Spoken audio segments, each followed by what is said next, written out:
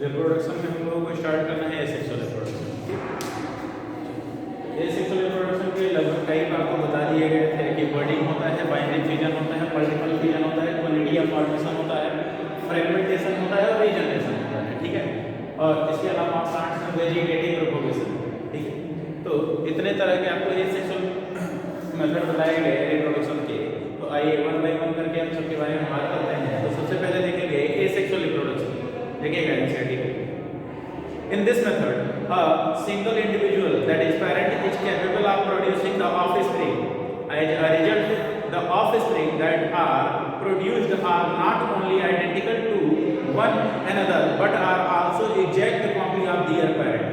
तो जैसे इसमें आपको बताया गया कि यहाँ पे आपको एक डायग्राम के थ्रू रिप्रेजेंट किया गया है अमीबा में। ठीक है, अमीबा में क्या दिखाया गया है? बाइनरी फ्यूजन दिखाया गया है। अमीबा में क्या दिखाया गया है? Binary fusion. बाइनरी फ्यूजन में बताया गया है कि सबसे पहले अमीबा का जो न्यूक्लियस है वो क्या करता है? डिवाइड करता है।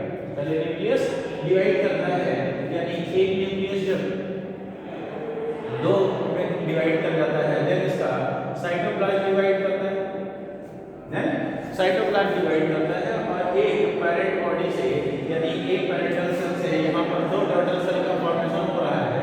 तो ये कहा जा रहा है कि ये दोनों सेल्स जो हैं ये आपस में सिमिलर तो हैं ही, लेकिन ये अपने पेरेंट्स के भी सिमिलर हैं। अपने पेरेंट्स की क्या है? Identical copy. कैसी हैं? Identical copy.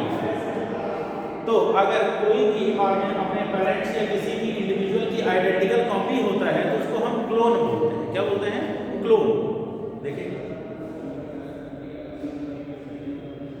Are they offspring likely to be genetically identical or different?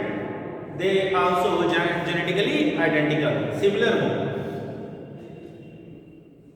The term clone is used to describe such morphological and genetical similar individual। तो इस तरह से जो morphologically और genetically similar ऑर्गन होते हैं उनके लिए हम टर्म यूज क्या करते हैं?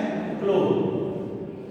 तो एक्चुअली क्लोन क्या होता है? किसी भी इंडिविजुअल ऑर्गन्स की हूबहू सिमिलर कॉपी जो होती है उसको हम क्या बोलते हैं? क्लोन बोलते हैं। क्लोन की जो यूनिट होती है क्या कहलाता है? रैमेट। क्या कहलाता है? रैमेट। बताया था।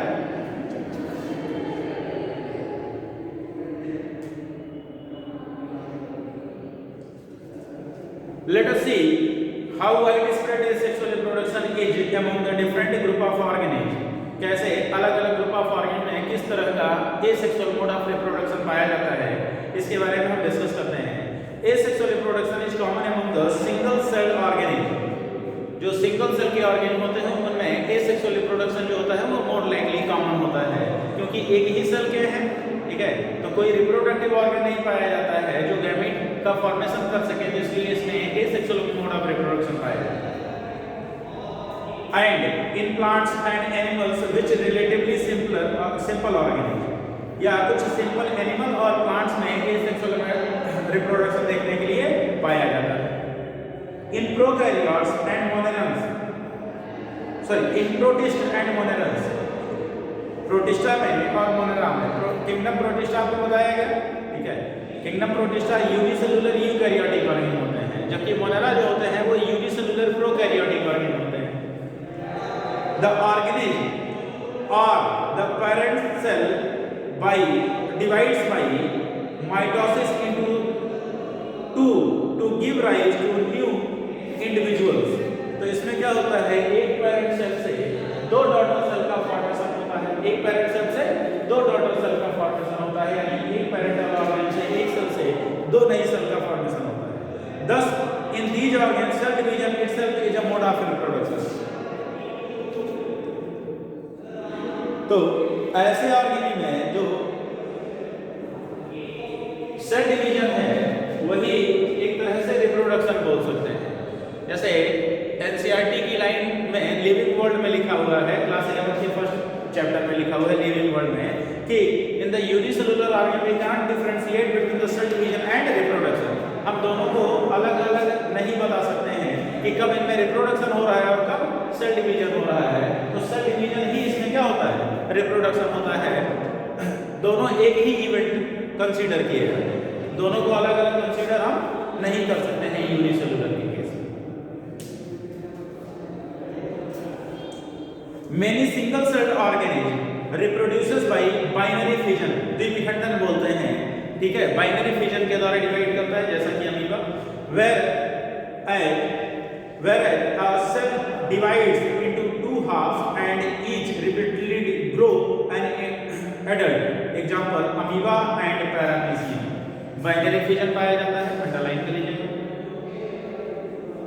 In yeast, the division is unequal and small buds are produced that remains attached initially to the parent cell, which eventually get separated and mature into a new yeast organism or cell. तो देखिएगा next कह रहे हैं कि east में, ये तो binary fission हो गया, ये क्या हो गया, अमीबा और पैरामीशियम में क्या हो गया, बाइनरी फिजन हो गया।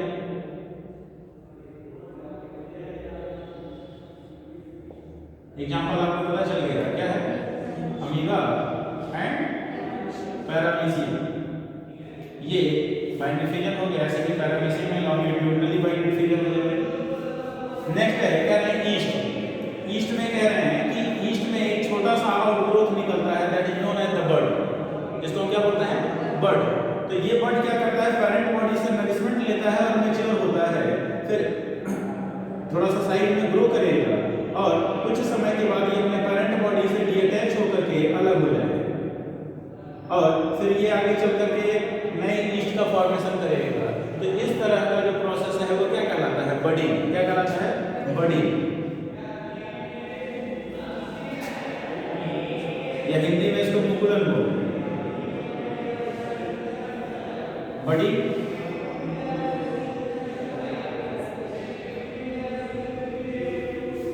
ठीक है, आउटग्रोथ निकलता है, चाहे ये आउटवर्ड या इनवर्ड में निकल सकता है। तो कुछ ऑर्गेन ऐसे होते हैं जिनमें इंटरनल बडिंग नहीं पाई जाती है। कैसी इंटरनल बडिंग पाई जाती है, ये एक्सटर्नल बडिंग का एग्जांपल है, east, hydra.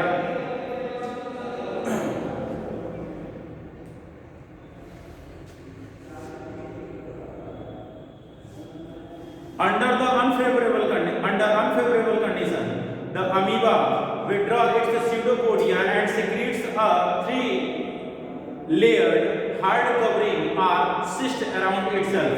This phenomenon is termed as encystation. When favorable conditions return, the encysted amoeba divides by the multiple fission and produces many minute amoeba or pseudopodiospores, and the cyst wall bursts out and the spores are liberated in the surrounding medium to grow into many amoeba or amoebae. This phenomenon is known as the sporulation. तीसरा method क्या है कि sporulation. देखिए sporulation में क्या कह रहे हैं, कह रहे हैं कि स्पोरुलेशन किसमें देखने के लिए मिलता है, अमीबा में। कब मिलता है, अनफेवरेबल कंडीशन, प्रतिकूल परिस्थिति जिसको आप बोलते हैं। तो अनफेवरेबल कंडीशन में कह रहे हैं कि अमीबा का पहले जो स्यूडोपोडिया होता है ना, ये अपने स्यूडोपोडिया को लूज कर देता है, सारे को स्यूडोपोडिया को अंदर की तरफ खींच लेता है, इनवर्ट डायरेक्शन में। इसके बाद क्या करता है, ये कुछ सब्सटेंसेस सीक्रेट करता है जिससे ये अपने चारों तरफ 3 लेयर की हार्ड प्रोटेक्टिव कवरिंग फॉर्म कर लेता है, जिसको हम क्या बोलते हैं, सिस्ट बोलते हैं। क्या बोलते हैं, सिस्ट बोलते हैं। तो ये सिस्ट फॉर्म में ऐसे ही पड़ा रहता है। जब फिर फेवरेबल कंडीशन आती है तो कह रहे हैं कि इसमें क्या करता है, ये स्पोर लाइक स्ट्रक्चर बनाता है और जब फेवरेबल कंडीशन आने के बाद ये आउटर कवरिंग यानी कि सिस्ट रप्चर होता है तो इसके अंदर से कई सारे छोटे छोटे अमीबुली निकलते हैं। क्या निकलते हैं, अमीबुली निकलते हैं या अमीबा, स्मॉल अमीबा निकलते हैं यहाँ से और ये स्पोर लाइक स्ट्रक्चर में रिलीज हो जाते हैं और ये आगे डेवलप करके क्या करते हैं, नया अमीबा फॉर्म करते हैं। तो स्पोरुलेशन है।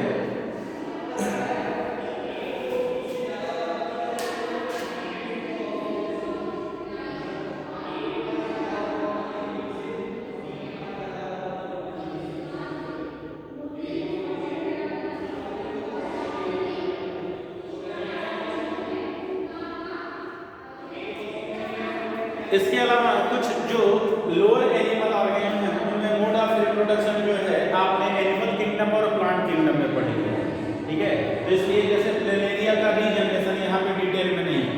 प्लेनेरिया में रीजनरेशन पाया जाता है। आपने एल्गी पढ़ लिया है, यूरोथ्रिक्स स्पाइरोगाइरा में फ्रेगमेंटेशन पाया जाता है, वो भी यहाँ पे नहीं दिया गया है, ठीक है। तो वो आपको वहाँ से रिकॉल करना पड़ेगा दोबारा से, वहीं से ये सारी चीज़ें आपको याद करनी पड़ेगी। आइए नेक्स्ट पैराग्राफ की तरफ चलते हैं। Member of the kingdom fungi, fungi that is mycota. Fungus का दूसरा नाम क्या है? माइकोटा। फंजाई किंगडम का दूसरा नाम है माइकोटा, इसीलिए study of fungus is known as the mycology. And simple plants such as the algae reproduces through the special asexual reproductive structures, and the most common of these structures are the zoospore that usually are microscopic motile structure। तो underline कर लीजिएगा कि fungi में और कुछ algae में zoospore formation पाया जाता है। जैसे आपने फंगस में पढ़ा था कि फंगस को अलग अलग क्लास में डिवाइड किया गया है, ठीक है। बेसिडियोमाइसीटीज है, स्कोमाइसीटीज है, ड्यूटेरोमाइसीटीज है, ठीक है। तो उसमें आपको बताया गया था कि ये क्या करते हैं, गैमेट्स फॉर्म करते हैं, स्पोर लाइक स्ट्रक्चर फॉर्म करते हैं, जूस्पोर्स कहलाते हैं। क्या कहलाते हैं? जूस्पोर्स। मोटाइल होंगे तो या नॉन मोटाइल हो सकते हैं, अलग अलग कॉम्बिनेशन में है, तो उनके फ्यूजन की वजह से नए ऑर्गेन्स का फॉर्मेशन होता है। तो आपने बेसिडियोमाइसीटीज और एस्कोमाइसीटीज में पढ़ा था कि सेक्सुअल रिप्रोडक्शन पाया जाता है, बाकी एसेक्सुअली रिप्रोड्यूसिंग ऑर्गेन है। और दूसरी बात उसमें ये भी लिखा हुआ था आपके एनसीईआरटी में कि इनका कोई क्लियर कट डिवीजन नहीं है। अगर ड्यूटेरोमाइसीटीज के कुछ स्पीसीज में सेक्सुअल रिप्रोडक्शन पाया जाता है तो उसको एस्को या बेसिडियोमाइसीटीज में निकाल करके रख दिया जाएगा further. Next, other common asexual reproduction structures are conidia, conidia formation Penicillium, Penicillium notatum में होता है, ठीक है। बर्ड्स, हाइड्रा में अभी बता दिया है। और जेम्यूल फॉर्मेशन होता है स्पॉन्जेज में। क्या होता है? स्पॉन्जेज में जेम्यूल फॉर्मेशन होता है।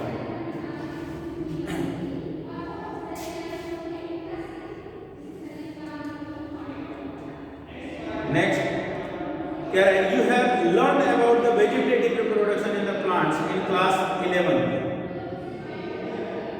What do you think? The vegetative reproduction also a type of asexual reproduction? Yes.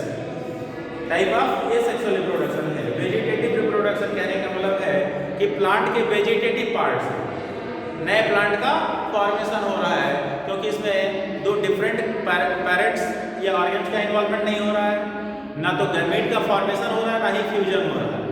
तो ये एसेक्सुअल रिप्रोडक्शन ही बोला जाएगा। व्हाट डू यू से? सो तो आप इसको क्या कहेंगे? एसेक्सुअल रिप्रोडक्शन में ही वेजिटेटिव प्रोपगेशन बोलेंगे। Is the term clone applicable to the offspring formed by the vegetative reproduction? Yes. होगा क्या कि हम प्लांट का वेजिटेटिव पार्ट ले रहे हैं, कह रहे हैं कि ये प्लांट है, इसका हम स्मॉल पीस कट कर ले रहे हैं, चाहे स्टेम का चाहे रूट का, ठीक है।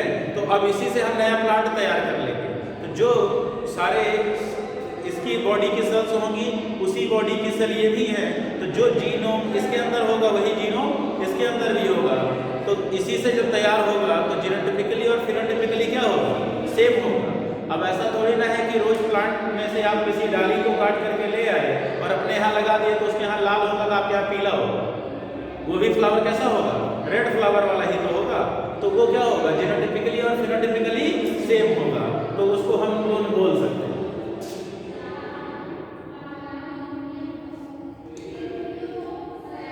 While in the animal and other simple organism, the term asexual is used unambiguously. In plants, the term vegetative reproduction is frequently used. ठीक है, तो एसेक्सुअल रिप्रोडक्शन जो है कह रहे हैं कि ज्यादातर एनिमल के लिए यूज करते हैं और प्लांट के लिए हम यूज करते हैं वेजिटेटिव प्रोपगेशन यूज करते हैं। सच एज रनर्स, जो जमीन पर नहीं करके चलते हैं या ग्रो करते हैं, रनर्स, ग्रास, ठीक है, rhizomes, suckers, tubers, offset, bulb are all capable of giving rise to the new offspring. ये सब एग्जांपल हैं अलग अलग। These structures are called the vegetative propagation बोलेंगे। ठीक है। जैसे देखिएगा आइज ऑफ पोटैटो, मैंने आपको बताया था vegetative propagation in the angiosperm दिखाया गया है, क्योंकि एंजियोस्पर्म में मोनोकॉट और डाइकॉट पाए जाएंगे, ज्यादातर इसी में देखा जाता है, ठीक है। जिम्नोस्पर्म में कोन फॉर्मेशन होता है, उसके रिप्रोडक्टिव ऑर्गन जो होते हैं वो कैसे होते हैं, हिडन होते हैं। तो देखिएगा इसमें जैसे आइज ऑफ पोटैटो बताया गया है आपको कि ये आप पोटैटो है, तो पोटैटो में क्या होता है, ट्यूबर आई जनरेट होती है, आइबर्ड्स बोलते हैं, ठीक है। तो जितने नंबर ऑफ आइबर्ड होंगे पोटैटो ट्यूबर में, उतने में आप इसको क्या कर सकते हैं, डिवाइड कर सकते हैं। मतलब आप इसको 3 पीस में डिवाइड कर सकते हैं। कभी कभी जब छोटे थे तो आइडिया नहीं लगता था, जैसे जब गांव पे थे तो आलू की जब खेती होती थी तो उसके लिए उस सीड को तैयार किया जाता था, तो लाया जाता था, तो लोग बैठ करके काटते थे। तो मैं देखता था कि किसी आलू को इन्होंने 2 पीस में डिवाइड कर दिया है, किसी को 3 पीस में डिवाइड कर दिया है, किसी को खड़ा है। तो जो खड़ा वाला छूट जाता था तो मैं वो उठा करके दे देता था कि ये वाला नहीं कटा है, बोल दो। तो डांट के भगा दिए, समझ में नहीं आता था कि क्यों डांट दिए।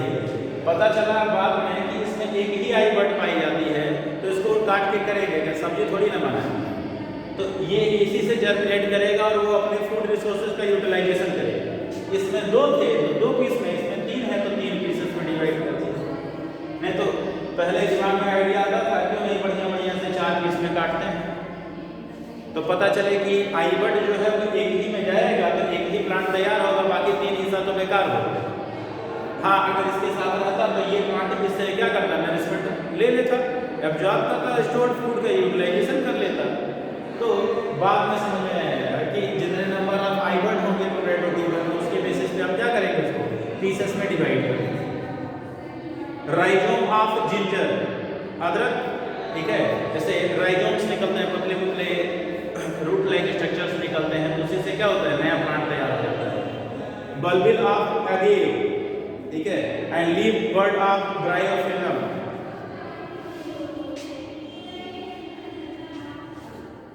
इसके लीफ की मार्जिन से एडवेंटिशियस रूट्स निकलती हैं, ठीक है। तो ये क्या होता है, जब प्लांट में रहता है तभी इसके रूट्स बढ़ने लगती हैं, और जब ये डीअटैच होता है प्लांट से, सॉइल के कांटेक्ट में आता है, तो इसकी एडवेंटिशियस रूट्स जो होती हैं, हेयर्स जो होते हैं, ये न्यूट्रिएंट एब्जॉर्ब करके ये लीफ ही नए प्लांट में कन्वर्ट हो जाता है। तो ब्रायोफिलम, ये हिंदी में इसको अजूबा बोलते हैं। ऑफसेट ऑफ वाटर हाइसेंथ, जलकुंभी, ठीक है। तो जलकुंभी जो होता है वो कुछ इस तरीके से ग्रो होगा, इससे ऐसे ही ऑफसेट्स निकलते हैं साइड बाई साइड, लैटरल, ठीक है। तो इस पे क्या होगा, ये ऑफसेट से यहाँ ग्रो करेगा, फिर ऐसे ही ये क्या होता है, लैटरली इनका बहुत तेजी से ट्रांसमिशन होता है, बहुत तेजी से फैलते रहते हैं, ठीक है। तो वाटर हाइसेंथ ऐसे को आइगॉर्निया बोलते हैं, या टेरर ऑफ बंगाल बोलते हैं।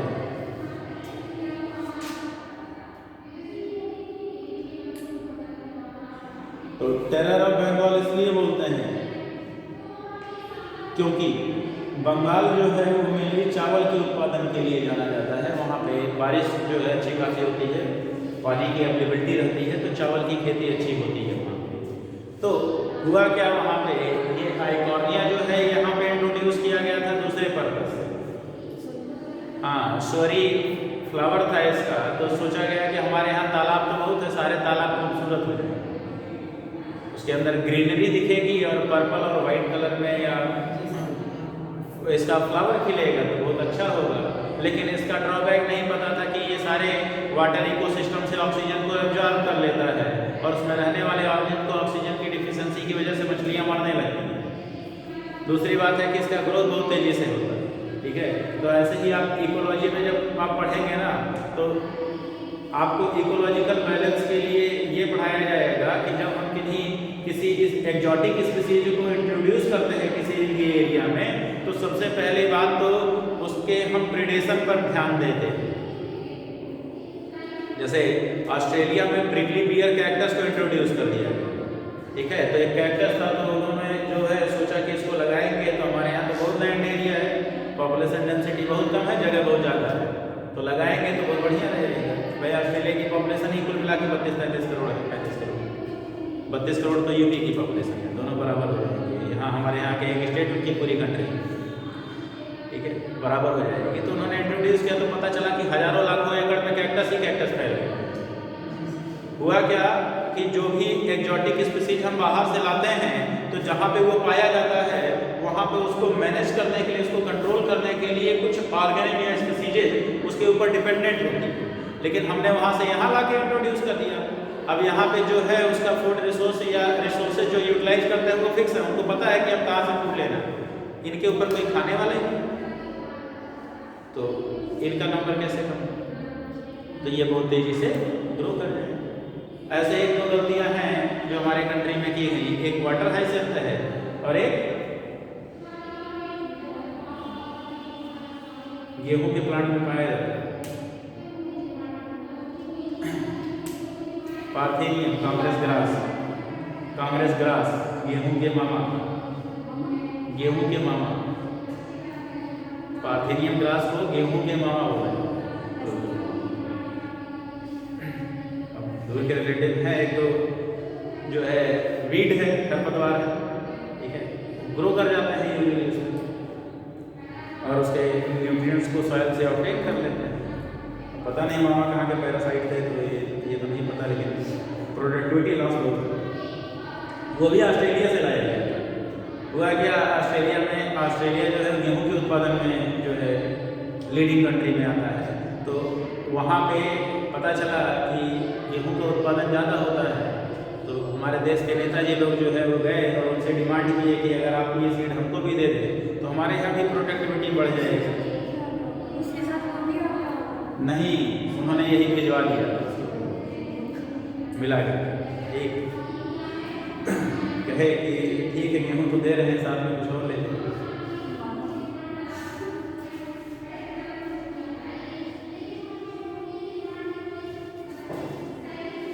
Next, obviously, since the formation of these structures do not involve the two parents, the process involved is asexual. तो जिसमें दो पेरेंट का इन्वॉल्वमेंट नहीं होता है या जिसमें गैमीट नहीं प्रोड्यूस होते हैं या प्रोड्यूस होंगे तो फ्यूज नहीं होते हैं, तो वो एसेक्सुअल रिप्रोडक्शन कहलाता है।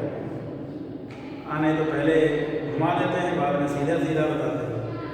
पहले कहे कि गैमीट प्रोड्यूस भी हो सकता है, तब भी asexual reproduction. In some organisms, if the body breaks into the distinct pieces, that is fragments, each fragment grow into an adult capable of producing offspring. For example है हाइड्रा, यही planaria भी लिख लीजिएगा। फ्रेगमेंटेशन, यूलोथ्रिक्स और स्पाइरोगैरा भी लगे हाथ लिख लीजिए।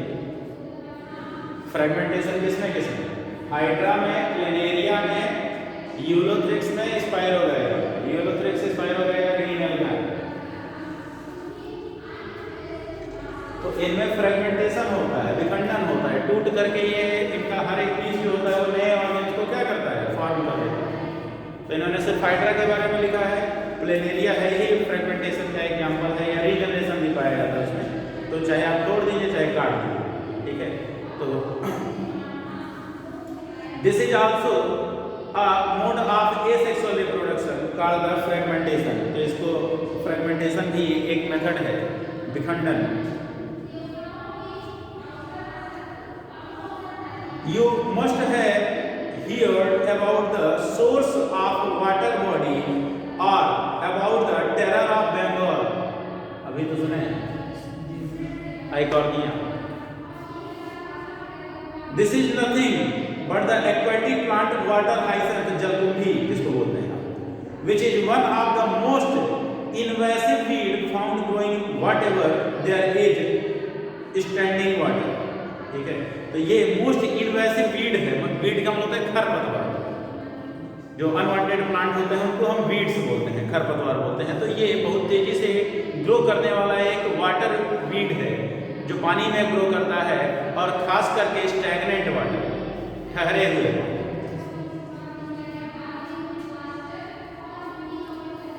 It drains the oxygen from the water which lead to the death of fishes. ये पानी से ऑक्सीजन को एब्जॉर्ब कर लेता है। वाटर में 4% ऑक्सीजन डिजॉल्व स्टेट में पाएगा। अब ये उसको एब्जॉर्ब कर लेगा तो उस वाटर इकोसिस्टम में रहने वाले ऑर्गेनिज्म को ऑक्सीजन मिल ही नहीं पाएगा। इनएडिक्वेट सप्लाई ऑफ ऑक्सीजन की वजह से ऑर्गेनिज्म की डेथ हो जाती है, तो फिशेस मरने लगती हैं। You will learn more about in chapter 13 and 14 कह रहे हैं इकोलॉजी में। 13, 14, 15, 16 ये पूरा एक इकोलॉजी ही है। You may find it interesting to know that this plant was introduced in India because of its beautiful flower and shape of leaf। इसके पत्तियों की वजह से और इसके फ्लावर की वजह से इंडिया में इसको लाया गया।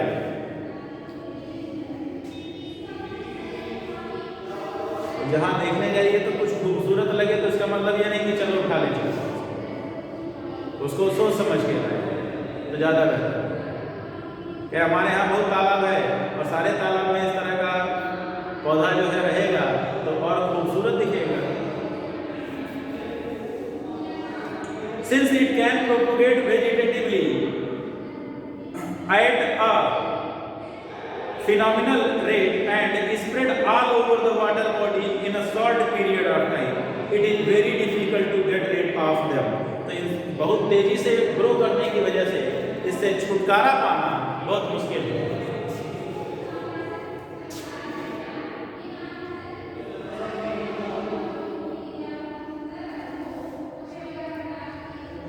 कह रहे हैं are you aware about how plants like the potato, sugar cane, banana, ginger, dahlia are cultivated? Vegetative propagation. कैसे? वेजिटेटिव। पोटैटो ट्यूबर स्टेम का मॉडिफिकेशन है, शुगर स्टेम को काट करके लगा दिया जाता है, इंटरनोड में बड पाया जाता है जो ग्रो करके क्या करता है, जनरेट कर जाता है। बनाना, जिंजर, डहेलिया सब। Have you seen small plant emerging from the bud called the eyes of potato tuber and from the rhizomes of banana and ginger? बनाना और जिंजर के क्या राइजोम्स, ठीक है, ग्रो करते हैं और नए प्लांट का फॉर्मेशन कर देते हैं।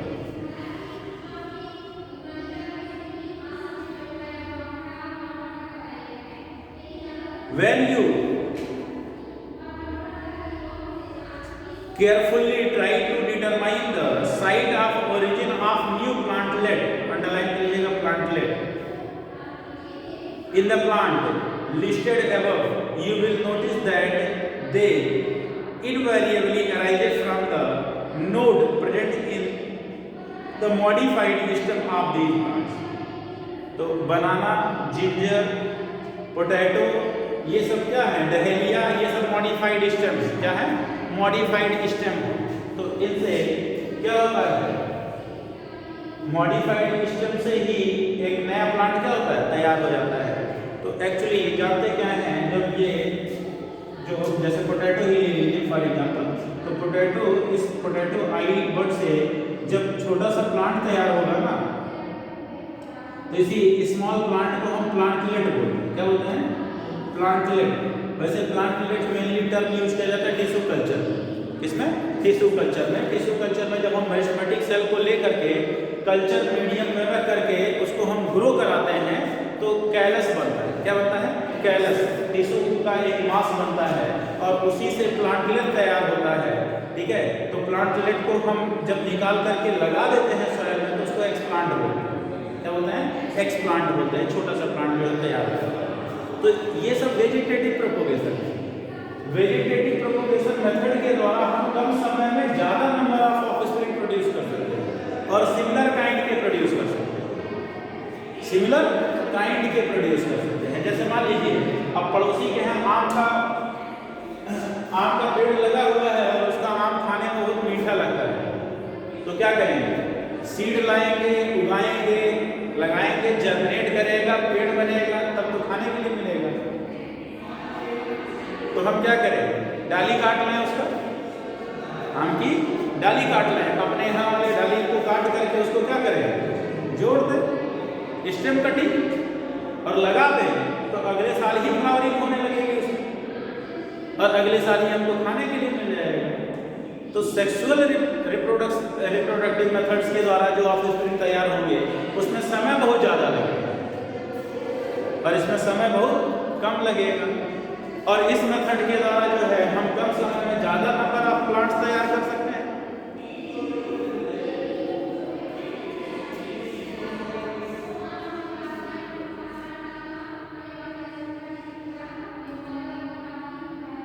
When the node comes in the contact with the damp soil or water, मतलब गीली मिट्टी या वाटर के कांटेक्ट में आता है, they produces the root and new plants। तो रूट से डेवलप होते हैं और रूट से क्या होता है, नया प्लांट डेवलप होता है। Similarly, adventitious bud arises from the notches present in the margins of leaf of bryophyllum। तो जैसे ब्रायोफिलम की लीफ की मार्जिन से यहाँ से क्या निकलती है, एडवेंटिशियस रूट निकलती है। कैसी एडवेंटिशियस रूट्स निकलती हैं। ये एडवेंटिशियस रूट जो सॉइल या डैम्प सॉइल के कांटेक्ट में आती है, वाटर के कांटेक्ट में आती हैं, तो ये वहाँ से मिनरल्स को एब्जॉर्ब करके क्या करती हैं, ग्रो कर जाती है और एक नए प्लांट में तैयार हो जाती हैं। फॉर एग्जाम्पल है bryophyllum. This ability is fully exploited by the Gardner's. इस तरह की क्षमता प्लांट की या एनिमल्स की जो क्षमता है, प्लांट्स की क्षमता जो है वो गार्डनर्स के द्वारा यूज होती है। कह रहे हैं एक्सप्लॉइट करें, एक्सप्लॉइट करने का मतलब क्या, उसकी मैक्सिमम क्षमता पे यूज किया है। एक्सप्लॉइटेशन मतलब जरूरत से ज्यादा यूज किया by gardeners and farmers for the commercial propagation of such plant. तो इस तरह के प्लांट का कमर्शियल प्रोपोगेशन करने के लिए वो यूज करते हैं। अब मान लीजिए उनके पास कोई प्लांट है, रोज प्लांट है, जैसे जिसका फ्लावर जो है वो अच्छा होता है, जैसे हाइब्रिड रोज प्लांट होता है ना, तो आप क्या करते हैं, आपके यहाँ का फूल होता है जो इंडिजिनस ब्रीड है, देसी ब्रीड है, आप रखते हैं तो धीरे धीरे झड़ने लगता है, और उनके यहाँ वाला जो होता है वो दिन भर ऐसे ही पड़ा रहता है। तो हाइब्रिडेशन टेक्निक से बनाया गया, ठीक है। तो क्या करते हैं, वो कम समय में ज़्यादा तैयार करने के लिए वो क्या करते हैं, स्टेम को काट काट करके प्लांट कर देंगे ढेर सारे, और उतने पेड़ तैयार हो जाएंगे और सबका प्रोडक्ट जो है वो एक ही जैसा मिलेगा। तो कम समय में ज़्यादा नंबर ऑफ प्लांट्स तैयार करने के लिए फार्मर्स या गार्डनर्स इस मेथड का यूज करते हैं, इसका वेजिटेटिव प्रोपोगेशन।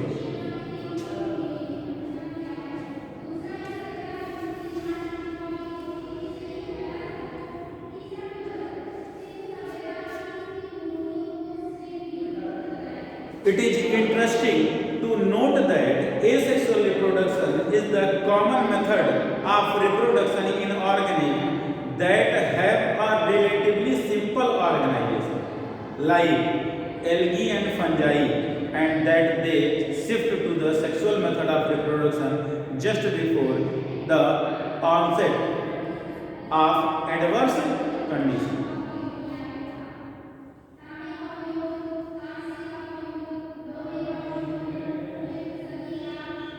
देखिए, कहा जा रहा है कि एल्गी और फंजाई में इन generally asexual mode of reproduction, जब इनके पास एडवर्स कंडीशन आती है तो ये सेक्सुअल मोड ऑफ रिप्रोडक्शन पे चले जाते हैं, शिफ्ट कर जाते हैं। लेकिन जो कॉम्प्लेक्स ऑर्गेनिज्म होते हैं, जो कई सारे ऐसे ऑर्गेनिज्म हैं जो इन generally sexual mode of reproduction use करते हैं, एडवर्स कंडीशन में asexual reproduction. Find out how sexual reproduction enables these organs to survive during the unfavorable condition। तो unfavorable condition के दौरान ये कैसे survive करते हैं, इसको लिस्ट आउट करना है आपको। Why this sexual reproduction favored under the such condition? इस कंडीशन में sexual reproduction क्यों फेवर होगा, क्योंकि asexual reproduce नहीं कर सकते हैं।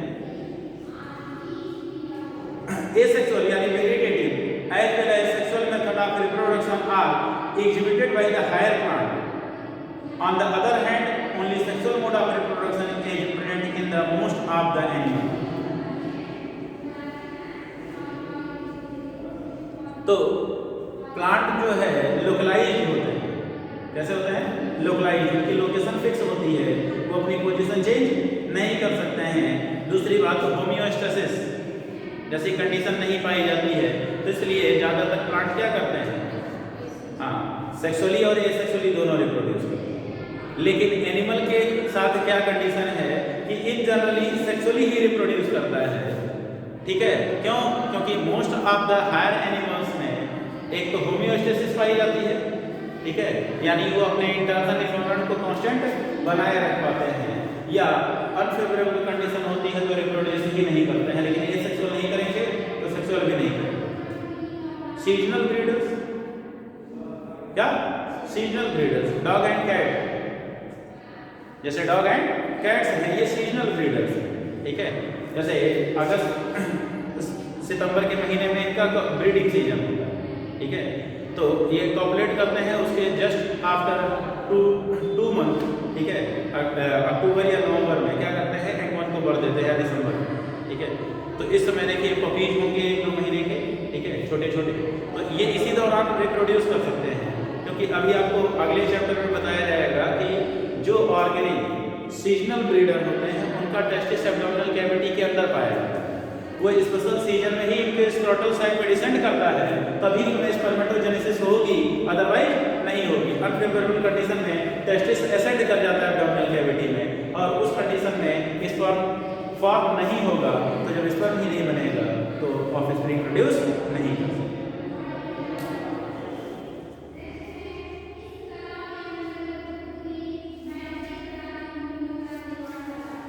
नेक्स्ट देखेंगे sexual reproduction.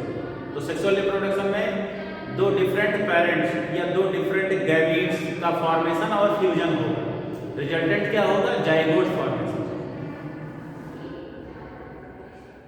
Sexual reproduction involve the formation of the mail and female gamete either by the same individual और बाय द डिफरेंट इंडिविजुअल। ये कह रहा है यूनिसेक्सुअल या बाइसेक्सुअल हो सकता है। क्या हो सकता है? यूनिसेक्सुअल या बाइसेक्सुअल।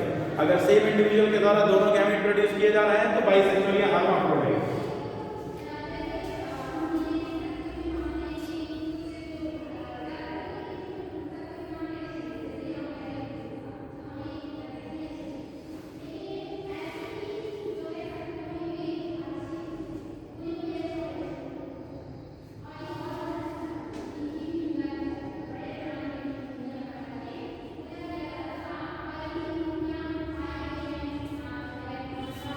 ये टर्म हम यूज करते हैं।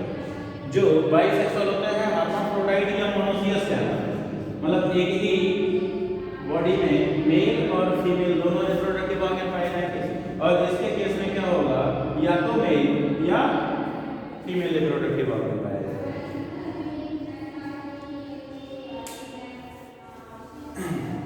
तो इंडिविजुअल ऑफ डिफरेंट इंडिविजुअल और by the different individuals of the opposite sex, these gametes fuse to form the zygote which develop to form the new organism, and it is an elaborate, complex and slow process as compared to the asexual reproduction।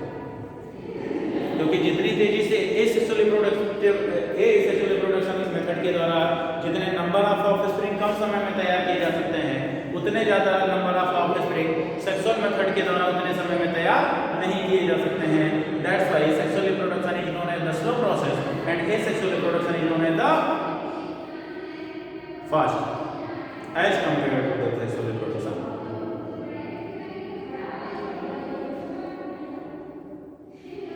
Because of the fusion of male and female gamete, sexual reproduction results in offspring that are not identical to the parent or among themselves। Underline करें, sexually reproducing organism जो होते हैं उनमें जो offspring होता है वो अपने पेरेंट्स से सिमिलरिटी नहीं शो करता है, ना ही आपस में, एक्सेप्ट मोनोजाइगोटिक। मोनोजाइगोटिक को छोड़ दीजिएगा, हर एक जगह एक्सेप्शन है। ठीक है, तो सेक्सुअली रिप्रोड्यूसिंग ऑर्गेनिज्म में जो ऑफस्प्रिंग होगा वो अपने पेरेंट के सिमिलर नहीं हो सकता। ये बात रूबी वालों को बतानी पड़ेगी। बाप के जैसा बेटा पैदा करवा देते, खूब बहुत सिमिलर, शक्ल वगैरह सारी मिल जाती है, that is not possible in the sexually reproducing organ, या तो एसेक्सुअली रिप्रोड्यूस करते हो, that is not possible. A study of diverse organisms, plants, animals and fungi shows that through they differ so greatly in the external morphology, ठीक है। तो कई सारे organ जो होते हैं, अलग अलग ऑर्गन, चाहे वो प्लांट हो, एनिमल्स हो या फंजाई हो, वो डाइवर्स एक्सटर्नल मॉर्फोलॉजी शो करते हैं, मतलब उनका अपीयरेंस जो होता है वो अलग अलग होता है, इंटरनल स्ट्रक्चर अलग होता है एंड फिजियोलॉजी भी अलग होती है। When it comes to the sexual mode of reproduction, surprisingly, they share a similar pattern. Let us first discuss what features are common to those diverse organs. पहले हम diverse organ के बारे में देखेंगे कि अलग अलग ऑर्गन में वो फीचर्स कौन से कॉमन हैं। एक जैसे सेक्सुअली रिप्रोड्यूसिंग ऑर्गन में कॉमन क्या होगा? First of all gametogenesis, that is production of gamete. तो जब जर्मिनल सेल्स डिवाइड करेंगी और क्या बनाएगा? गैमेट बनाएगा। तो इसमें जैसे प्लांट्स के केस में मेगास्पोर मदर सेल होता है और माइक्रोस्पोर मदर सेल होता है। मेगास्पोर मदर सेल से female gamete, microspore mother cell से मेल गैमेट प्रोड्यूस होता है। ऐसे ही spermatogenesis and oogenesis in the case of animal produce होते हैं, तो दोनों में मेल और फीमेल गैमेट बनाएंगे, फिर दोनों गैमेट का फ्यूजन होगा, that process is known as the fertilization, ठीक है। तो जैसे इसमें कई सारे इवेंट होते हैं, प्री फर्टिलाइजेशन इवेंट होते हैं। फर्टिलाइजेशन से पहले क्या होता है? गैमेटोजेनेसिस होता है। क्या होता है? गैमेटोजेनेसिस। फिर फर्टिलाइजेशन होता है, that is the fusion of male and female gamete, fertilization कहलाएगा। फिर कहलाता है पोस्ट फर्टिलाइजेशन इवेंट। तो पोस्ट फर्टिलाइजेशन इवेंट में जाइगोट फॉर्मेशन होगा। अब उसके बाद का डेवलपमेंट में भी डायरेक्ट और इनडायरेक्ट हो सकता है, in the case of animal. Plant के केस में तो कोई आंसर डायरेक्ट।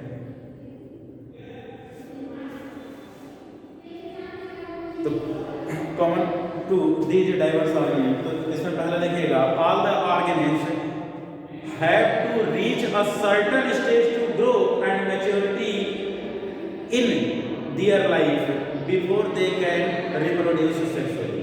सबसे पहली बात तो ये होती है कि कोई भी जो ऑफस्प्रिंग है, नया ऑर्गेनिज्म है जो बना है, तो वो सबसे पहले डेवलप करेगा और मैच्योर होगा, अपनी एक ऐसी स्टेज पे पहुंचेगा जब वो क्या कर सकता है? रिप्रोड्यूस कर सकता है। तो पहले वहां तक पहुंचेगा। Let us first discuss what features are that period of growth is called the juvenile phase. इसको हम बोलते हैं जुवेनाइल फेज। जब फॉर्म हुआ और जब तक मैच्योर होगा, इसके बीच का जो ड्यूरेशन होगा क्या कहलाएगा? Juvenile phase.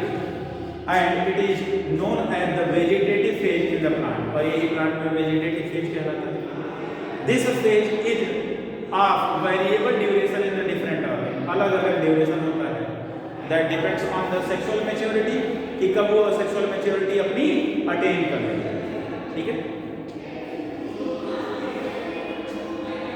The end of juvenile और vegetative phase which mark the beginning of the reproductive phase can be seen easily in the higher plants when they comes to flower. कह रहे हैं जुवेनाइल फेज के बाद, जब कोई organ या vegetative phase के बाद जब अपने सेक्सुअल मैच्योरिटी के फेज में पहुंचता है, तो उस सेक्सुअल मैच्योरिटी के फेज को आसानी से पहचाना जा सकता है। जैसे प्लांट के केस में जब उसमें फ्लावर प्रोड्यूस होने लगे, तो that means the plant attain its sexual maturity, अपने सेक्सुअल मैच्योरिटी को अटेन कर लिया है, तभी उसमें फ्लावर बने हैं। Flower are the reproductive part of the plant. क्या होता है? रिप्रोडक्टिव पार्ट होते हैं plant. How long does it takes for marigold, rice, wheat, coconut, mango plant to come to flower? इन सब की लिस्ट बना के लाइएगा कि कितने कितने समय लगेंगे फ्लावरिंग में। In some plants where flowering occurs more than once, एक बार से ज्यादा होता है। And what would you call the inter flowering period, that is juvenile और मैच्योर? क्या बोलेंगे? इंटर फ्लावरिंग पीरियड को, मतलब एक फ्लावरिंग के बाद जब दूसरी बार फ्लावरिंग होगी तो इसके बीच का जो फेज होगा वो जुवेनाइल कहलाएगा या मैच्योर। फर्स्ट ऑफ ऑल कि पहले ये क्लियर हो कि किसका पूछ रहे हैं। जो फ्लावर प्रोड्यूस हुआ है वो गैमेट बनाएगा, तो उससे नया प्लांट बन जाएगा, तब वो मैच्योरिटी तक अटेन करेगा, तो जुवेनाइल फेज होगा उसके बीच का। अगर वही प्लांट है तो ऑलरेडी मैच्योर है, तो दोबारा भी फ्लावरिंग कर सकता है।